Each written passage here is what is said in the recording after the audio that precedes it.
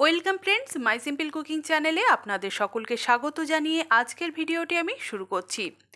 আজ আমি অনেক দিন পর আপনাদের জন্য একটা নতুন রেসিপি নিয়ে হাজির হয়েছি। তবে রেসিপিটা কি চলুন দেখে নেওয়া যাক।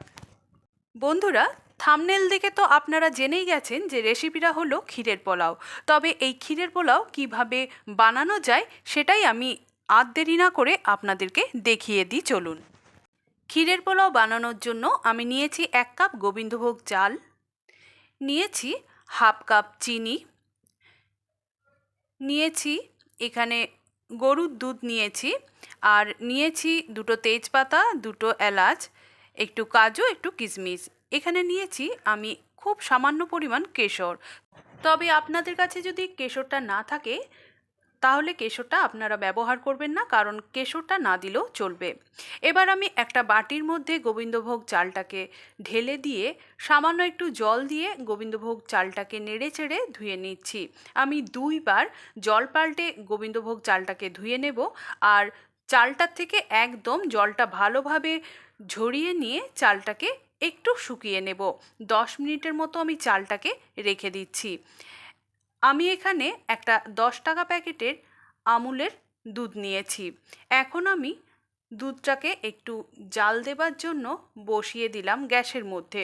তবে দুধটা আমি বেশি গরম করব না, হাত দিয়ে দেখে নেব। সামান্য একটু গরম হলেই আমি ওই গুঁড়ো দুধের প্যাকেটটা খুলে লিকুইড দুধের মধ্যে দিয়ে আমি গুঁড়ো দুধটাকে ভালো করে লিকুইড দুধের মধ্যে গুলিয়ে নেব। গুঁড়ো দুধটাকে লিকুইড দুধের সঙ্গে এমনভাবে মেশাতে হবে যাতে গুঁড়ো দুধের একটুও দানা লিকুইড দুধের মধ্যে না দেখা যায়, সেইভাবে মিশিয়ে নিতে হবে। আর বন্ধুরা, যখন আমি লিকুইড দুধটাকে গরম করেছিলাম তখন আমি গ্যাসের ফ্লেমটা একেবারে লোতে রেখেছিলাম। দুধ গরম হয়ে যাওয়ার পরই আমি গ্যাসের ফ্লেমটা বন্ধ করে দিয়ে তারপর আমি গুঁড়ো দুধটা মিশিয়েছিলাম। এখন আমি দুধটাকে সরিয়ে দিয়ে একটা কড়াই গ্যাসের মধ্যে চাপিয়ে দিয়ে গ্যাসের ফ্লেম অন করে দিয়ে কড়াই যখন গরম হয়ে গেছে তখন আমি দিয়ে দিলাম 2 টেবিল স্পুন ঘি। ঘিটা যখন হালকা গরম হতে শুরু করেছে তখন আমি খুন্তি দিয়ে কড়াইয়ের চারিদিকে ঘিটাকে ভালো করে লাগিয়ে দিলাম। এবার আমি গ্যাসের ফ্লেমটাকে একেবারে লোতে রেখেই আমি কাজুটা আর কিশমিশটা ভেজে নেব। কাজুর মধ্যে যখন হালকা রং ধরতে শুরু করেছে তখন আমি দিয়ে দিলাম কিশমিশগুলো। এবার কাজু আর কিশমিশটাকে আমি একসাথে ভালো করে ভেজে তুলে নেব। বন্ধুরা, এখানে আমি 1 কাপ গোবিন্দভোগ চাল দিয়ে ক্ষীরের পোলাওটা তৈরি করেছি। আপনাদের যদি চালের পরিমাণটা বেশি থাকে তাহলে আপনারা কিন্তু সব কিছুর পরিমাণ একটু বাড়িয়ে নেবেন। কাজু আর কিশমিশটা ভেজে তুলে নেওয়ার পর আমি দিয়ে দিলাম দুটো মুখ ফাটিয়ে রাখা এলাচ, আর দিয়ে দিলাম দুটো তেজপাতা। বন্ধুরা, গ্যাসের ফ্লেমটা আমি কিন্তু লোতেই করে রেখেছি। যখন তেজপাতা আর এলাচ থেকে সুন্দর গন্ধ বেরিয়ে এসেছে তখন আমি দিয়ে দিচ্ছি ওই যে 10 মিনিট আগে ধুয়ে জল ঝরিয়ে রাখা গোবিন্দভোগ চালটাকে। গোবিন্দভোগ চালটাকে দিয়ে এখন আমি খুব ভালো করে গোবিন্দভোগ চালটাকে নেড়েচেড়ে ভেজে নেব। গ্যাসের ফ্লেমটা এখন আমি একটু মিডিয়ামে করে নেব, কারণ এখন মিডিয়ামে গ্যাসের ফ্লেমটা না করলে চালটা ভাজা যাবে না। দেখুন, চালটা কিন্তু আমার নাড়াচাড়া করতে করতে অনেকখানি ভাজা হয়ে গেছে। আর চালটা যে ভাজা হয়ে গেছে সেটা আপনারা বুঝবেন কি করে? বন্ধুরা, চালটা যে ভাজা হয়ে গেছে আমি আপনাদেরকে কাছের থেকে দেখিয়ে দিচ্ছি। দেখুন, চালটা হালকা ফুলেছে আর চালের মধ্যে একটা মচমচে ভাব চলে এসছে। তাও যদি না বুঝতে পারেন তাহলে কড়াইয়ের মধ্যে খুন্তিটা এইভাবে ঠুকবেন, তাহলেই দেখতে পারবেন যে চালগুলো কড়াইয়ের মধ্যে নেতো করছে। তাহলেই বুঝে নিতে হবে চালটা পারফেক্টভাবে ভাজা হয়ে গেছে। আচ্ছা, এবার আমি চালের মধ্যে দিয়ে দিচ্ছি দুধটা। তবে লিকুইড দুধের কতটা পরিমাণ নিয়েছিলাম সেটা কিন্তু আমি তখন বলিনি, এখন বলে দিচ্ছি।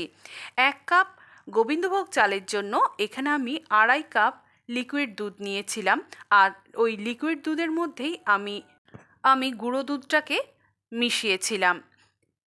চালটা যখন ভালোভাবে ভাজা হয়ে গেছিল তখনই আমি গ্যাসের ফ্লেমটাকে একেবারে লোতে করে দিয়ে তারপর আমি লিকুইড দুধটা দিয়েছি। এবার চালটা দুধটাকে ভালোভাবে মিশিয়ে দিয়ে ভেজে রাখা কাজু আর কিশমিশটাকে দিয়েও ভালো করে মিশিয়ে দিলাম। এখন আমি দিয়ে দিলাম চিনিটা দিয়ে আমি দিয়ে দিচ্ছি কেশরটাকে। তবে 1 কাপ দুধের জন্য এই চিনিটাই পারফেক্ট। আর আপনারা যদি একটু মিষ্টির পরিমাণটা বেশি খেতে চান সেই ক্ষেত্রে সামান্য একটু চিনির পরিমাণটা বাড়িয়ে দেবেন। সব কিছু দিয়ে আমি খুব ভালো করে নেড়েচেড়ে দিচ্ছি। সব কিছু ভালোভাবে মিশিয়ে নিয়ে গ্যাসের ফ্লেমটা লোতে রেখেই এটাকে ঢাকা দিয়ে আমি 10 মিনিটের জন্য তৈরি করে নেব। 10 মিনিট পর আমি চলে এসেছি। দেখুন এখন ক্ষীরের পোলাওটা আমার একেবারে তৈরি হয়ে গেছে। এখন আমি গ্যাসের ফ্লেমটা বন্ধ করে দিলাম আর আমি আপনাদেরকে একবার ক্ষীরের পোলাওটা নেড়েচেড়ে দেখিয়ে দিচ্ছি কত সুন্দরভাবে ক্ষীরের পোলাওটা তৈরি হয়ে গেছে। তবে আপনারা এখন থেকে হয়তো ভাববেন যে এটা পোলাও না খিচুড়ি বানিয়ে ফেলেছে, কিন্তু একদমই না।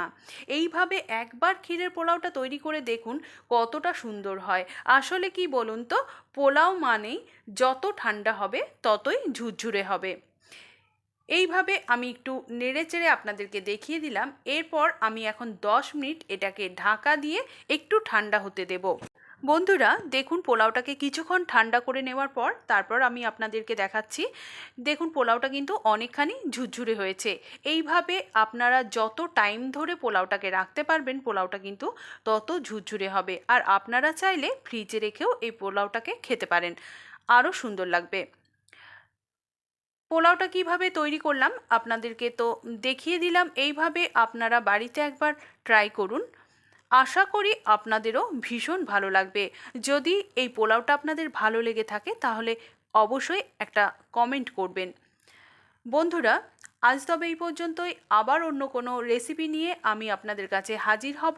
আপনাদের যদি এই রেসিপি ভালো লেগে থাকে তবে অবশ্যই একটা লাইক করবেন, আমার চ্যানেলটিকে সাবস্ক্রাইব করে পাশে থাকা বেল নোটিফিকেশনটা প্রেস করে দেবেন। তাহলে আমার দেওয়া সমস্ত নিত্য নতুন ভিডিওগুলি সবার প্রথমে আপনাদের কাছে পৌঁছে যাবে। আমার এই পুরো ভিডিওটি দেখার জন্য আমার সকল বন্ধুদের ধন্যবাদ।